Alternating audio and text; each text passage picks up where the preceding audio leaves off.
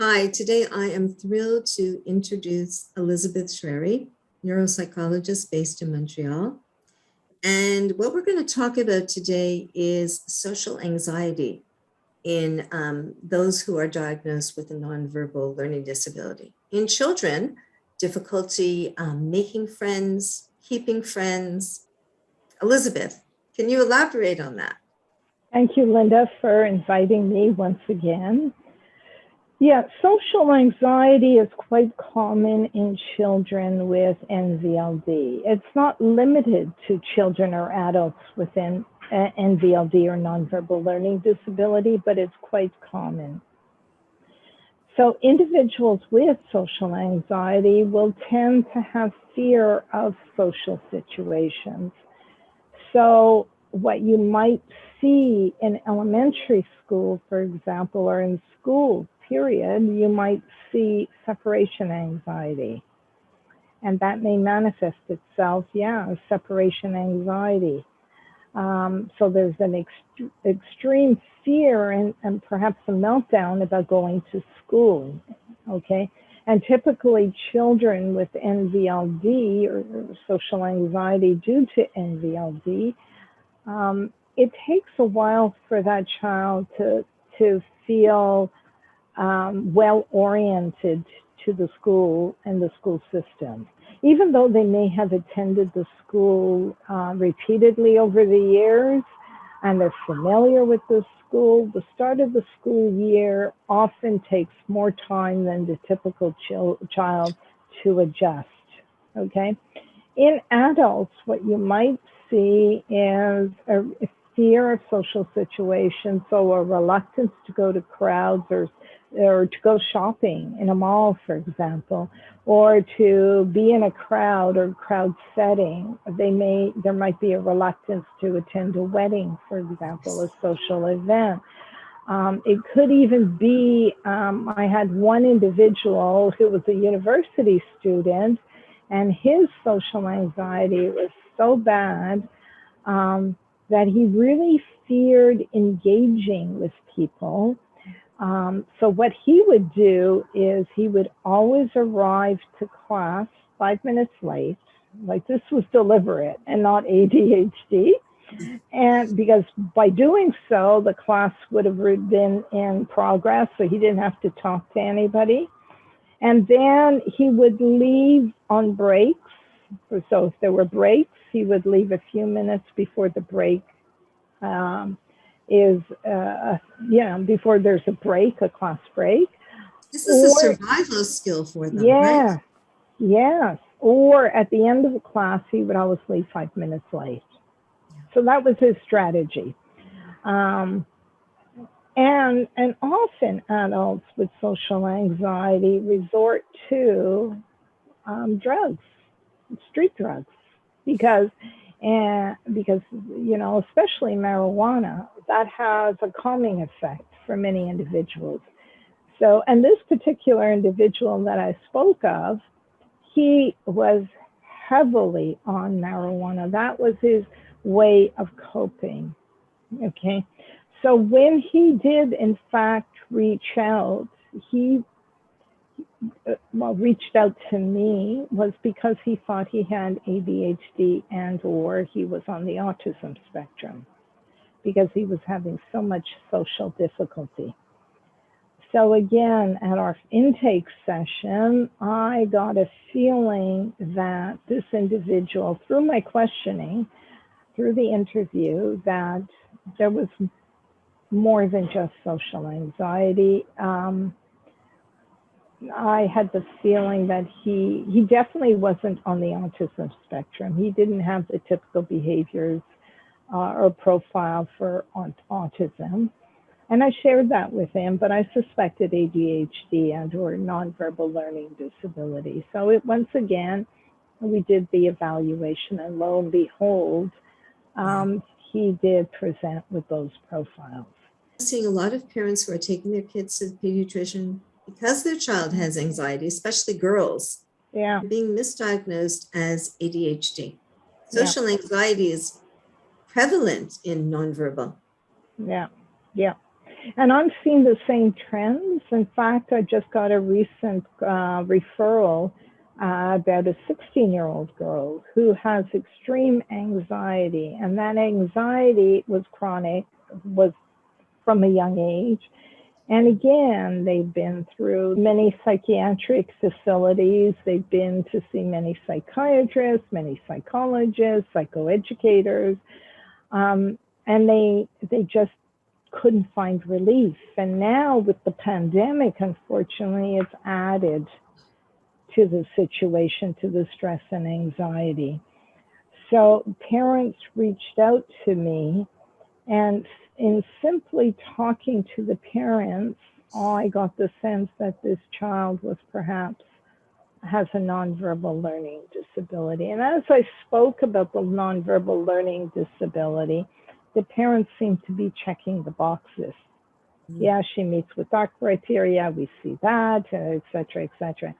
But again, just basing myself on symptoms, I hesitate, and we have to do a cognitive assessment.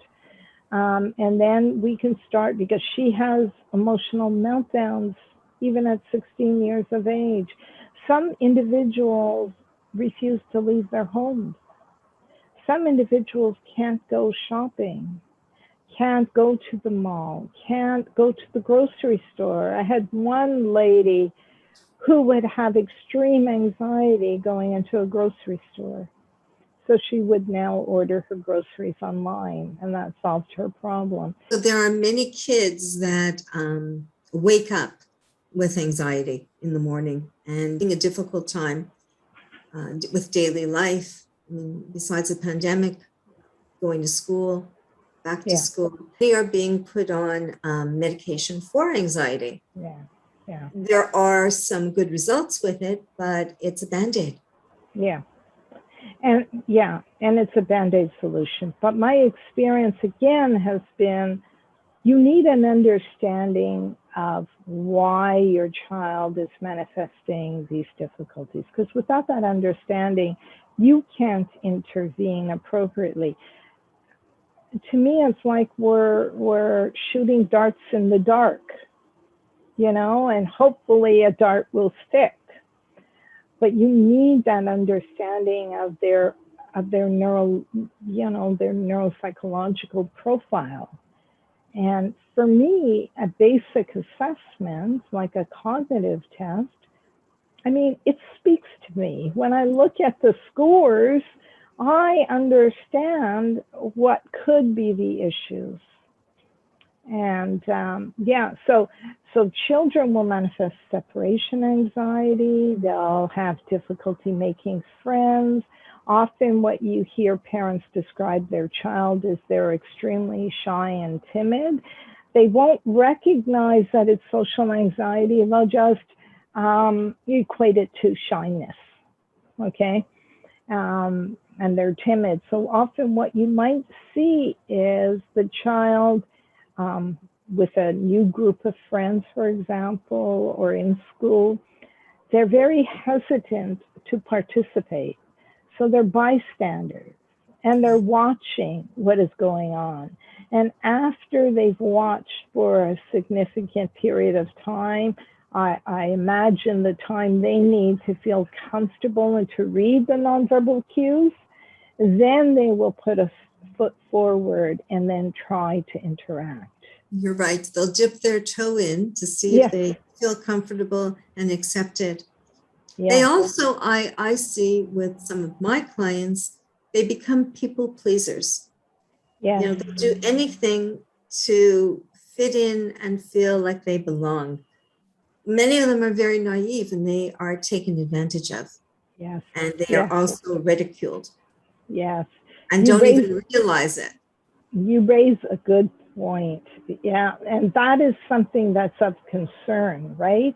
We have to give them the skills or the tools to recognize when they're taken advantage of. But again, as you say that, I reflect back in a situation where I was working at one of the schools where a child, and she was probably in upper elementary school, probably in grade 5 or 6, And she was desperate for friends. She was so desperate for friends that on class trips or special outings, she would try to pay a classmate to sit with her. She was just beyond desperate. You know, it was sad to see It's because she heartbreaking. knew she didn't know how to make the connections, what to do, how to engage, what to say. So she thought that if I pay them, they'll like the money, I guess, and they'll be my friend. Right. But they struggle with friendship. Or a lot of students have trouble with group interaction. In schools, you have teamwork, group Right. work, and often they struggle at that level because they can't read the social cues. They don't know what is appropriate or isn't appropriate, if they're talking too much or not talking enough, if it's their turn or not their turn. They're limited in many areas. So they tend to want to do projects on their own, or they just don't participate. And they say, oh, it's okay if I get a failing grade because I can't do it. Yeah. Yeah. It's really sad. It's sad because if you think about it, they're tortured souls. And, Yeah. and they're also, my two children have nonverbal besides other diagnosis. And they're, in my view, they're so courageous because feeling what they're feeling and having to go to school every day of their life, feeling that way and having those thoughts, it's hard. It's very hard. Yeah. People don't realize it. No, people don't as parents, realize. we need to be able to gain more knowledge about nonverbal learning disability and learn the proper parenting that our kids need. Being able to understand, being able to connect, listen to them, validate their feelings, reframe. I think the key word for me in my own personal journey was reframing. Yeah. Because they understand it one way, but if they don't get what we're trying to say, the meaning of what we're trying to say, we have to reframe it in a way that they'll understand it. Absolutely. Absolutely. And the other piece that one should take away from all this in the social realm is often these children are immature relative to their peers. Ah, that's true. So they don't connect, other than in addition to the nonverbal cues and reading them accurately and what to say. Many of these children are socially immature relative to their peers. So that's an additional barrier that they have in the area of social interaction.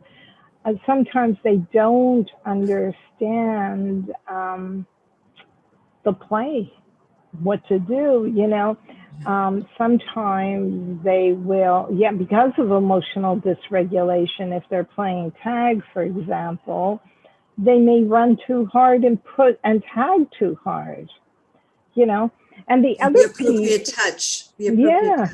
Appropriate touch. Many of these children don't understand personal space. Correct.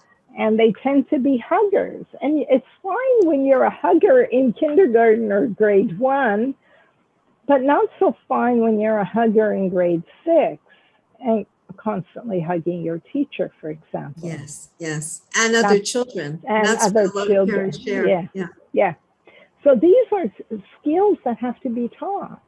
And sometimes children with this profile are socially inappropriate, and they may just take things without asking because they don't think to ask. They don't think that it falls under stealing. I've had many teachers say, so-and-so, we have to hide things in the classroom because so-and-so just takes them and he's stealing. So I have trouble with these labels. And I think as adults, we use many labels, okay? without having an understanding. For me, stealing is intentional. Like I want to take it from you. Instant gratification. Yeah, yeah. And he saw something or she saw something that somebody has and thought it was nice and just took it without thinking of the other person, how the other person might feel, whether it's perceived as wrong, because they have issues with perspective taking. Right. So these are skills that need to be taught, and that all falls under this social umbrella. Thank you so much for sharing. Elizabeth, I can talk to you all day. So can I. Thank you.